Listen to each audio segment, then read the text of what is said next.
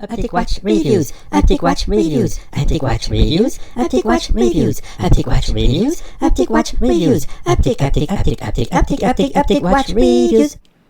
Bonjour mes amis, hi guys, collection review for Jack. He's a retired electrical engineer and always had a mild interest in watches and has been buying a few more since 2017 as he was watching watch reviews on YouTube, and he bought a few watches on the web. Now he feels he's got enough watches, doesn't really have a desire to flip or trade them, but doesn't really want to hold too much because he thinks his sons will dispose of them at some point. Anyway, first mechanical watch was a Tissot C-Star, gifted to him in '75 for his birthday by his parents. He had it serviced and it's working fine and keeps accurate time. That's a treasure, like the rest of the watches in the first box, which all have sentimental value because of the places they were bought in or because they were gifts. So he's got a Seiko duo display alarm quartz that his parents bought at the Singapore airport, returning from a trip to see family in Australia for the first time. You know, I imagine that back then traveling was not like today, where you can go on a whim anywhere in the world. It was really a momentous occasion for a family. So what a cool thing to have this memento of it. Then you've got a Tissot PR100 alarm chronograph from 2001, which you find complicated, but that was bought at the Christmas market in Hamburg. You've got a Citizen, a Blue Angel, bought in the Caribbean, as well as the Planet Ocean from 2007. To me, that's the Daniel Craig James Bond watch, which I like. That one has to be in your daily wearer box to me. And then you have an Oris Pointer date from 2008, bought in Edinburgh. I don't know if there's more to the story than that. Not really a watch otherwise that is so important, but you know, two-tone when you're an older gentleman, I think it has to be part of the collection. So unless you go and buy a Rolex Datejust two-tone, why not keep the Oris? So these watches, you know, kind of watch, maybe you don't wear them, but you have a sentimental attachment to them. You keep them in a drawer in the family. You know, I used to live in a house. Well, my mom still does live in a big house. And, you know, when you're a kid, you go through your parents' drawers and you find all those family treasures, old records, you know, a bit of jewelry, some watches, usually that don't work anymore. And it's part of the fun of being a family, part of the story. And imagine what I'm guessing your kids are adults now, but maybe your grandkids, your grandkids will rummage through that drawer and find that Tissot chronograph and the Citizen Blue Angel and be like, oh, so granddad liked watches. What is this? You know, it will be treasures for them. You know, imagine when you're a kid and you see something like that. It's always fun. So great stuff. But the Planet Ocean obviously is a very modern watch and one of my favorites. I often recommend it. I love the look of it. It looks like the fairly large version, maybe 42 millimeters. Maybe it tests the limits of your wrist. You seem to have gone to smaller pieces recently, but I really like it. Very beautiful watch. So, as you said, watches in box 2 and 3 don't hold the same sentimental value. You don't really wear the watches in box 1 and 2, and the watches in box 3 are your daily wearers. You're thinking about adding a Rolex Datejust, we'll come back to that. So the watches in box 2, we have a G-Shock, we have a Vostok, then we have my favorite, the SKX 009. I have one. I like the bracelet that you have. To me, that's also a watch that you should wear a lot. I just love the look. It doesn't have to cost $10,000 to be good. SKX is always good. It's robust, date, and I just love the look of the dial and the ensemble. I think that's a daily wearer for many people, and definitely something you should wear once in a while. Then you have 3 small Seikos. That's kind of what you gift. I just gifted the one, the blue one that you have there with the leaf hands. Was at the SNKL I gifted that one to my son. He trashed it in one day because it doesn't have a sapphire crystal. But anyway, it gave him it's got all the numbers. It's easy to read for a kid, and it's got a display case back. Those 3 watches, give them to your grandsons. Maybe your sons are too old to receive a Seiko, but your grandkids, they're gonna love it. It's fantastic. You pass on the love of watches. Then we get to the third box. Now things are getting a bit more serious. You have the Tudor Black Bay Red, the Black Bay 58, which I think is your best watch here. I wear mine all the time. It just wears amazing. If you have to have one watch, it's a perfect watch. Then you have a small Black Bay 36, which is the Tudor version of the Explorer, really, with a blue dial, quite nice. Then you have 3 watches there, which I'm guessing were inspired by videos of the urban gentry. So a Stowa Flieger, a Stowa Antea, and a Christopher Ward C60 GMT. I'll be honest, I really have no affinity to those 3 watches. If you love them, good for you. If you want to have a GMT like that, okay. But personally, I really don't like those 3. And if you ask me what should go first, it is those 3. And I would put that money to work into a Datejust.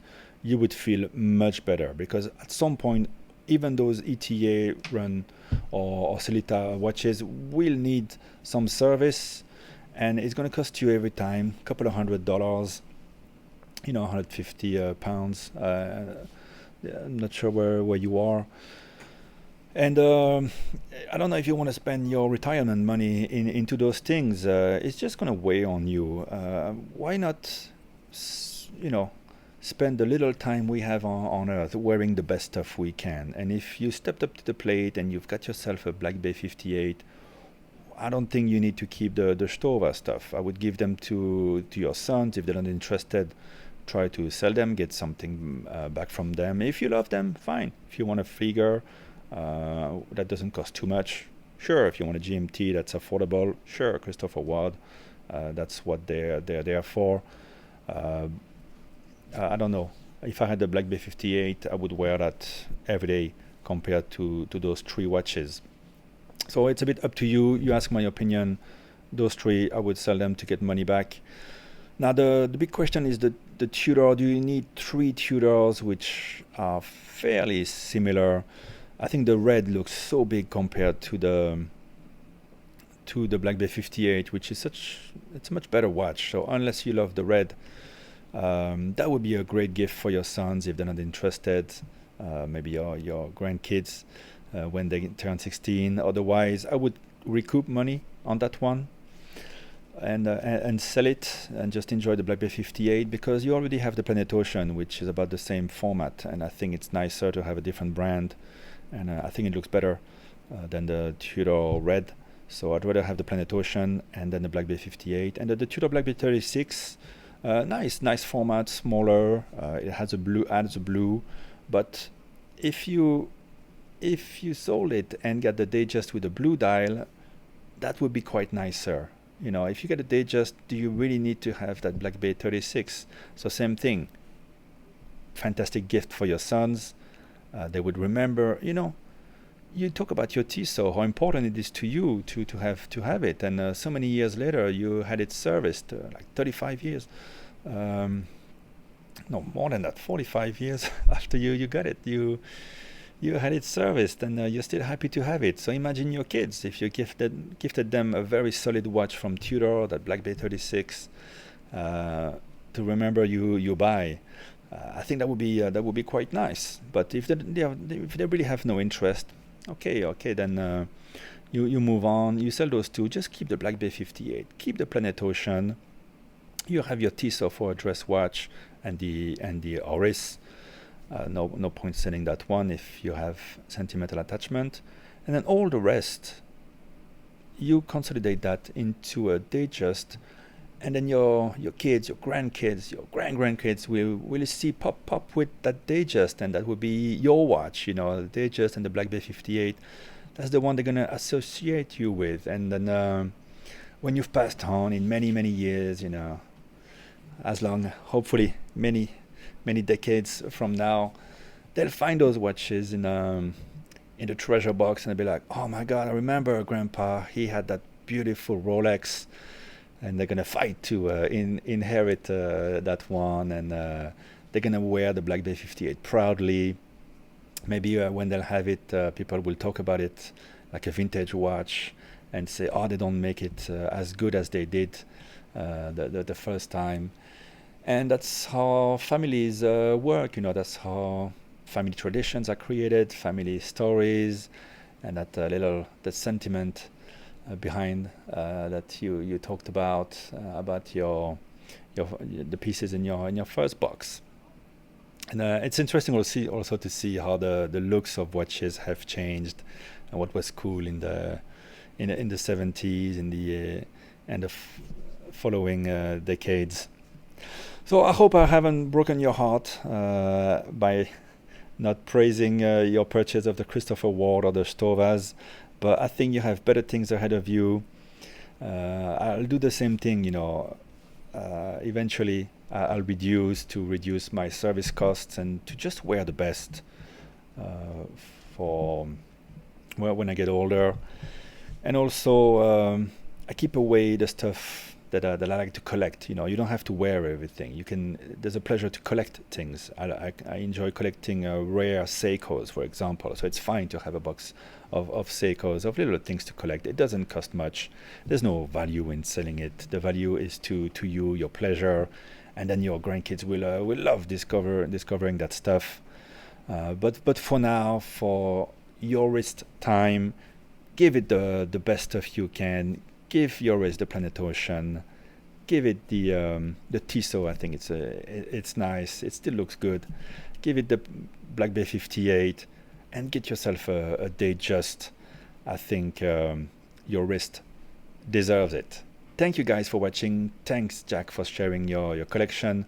Let us know in the comments if I made sense in this review. Guys, put your comments down. Give us a like. Give Jack a like for his collection. And let us know a bit which watches you're going to give to your kids, yourself. My son already loves wearing my watches, and I already have a full collection ready for him at every age that he's going to hit, 10, 16, 20.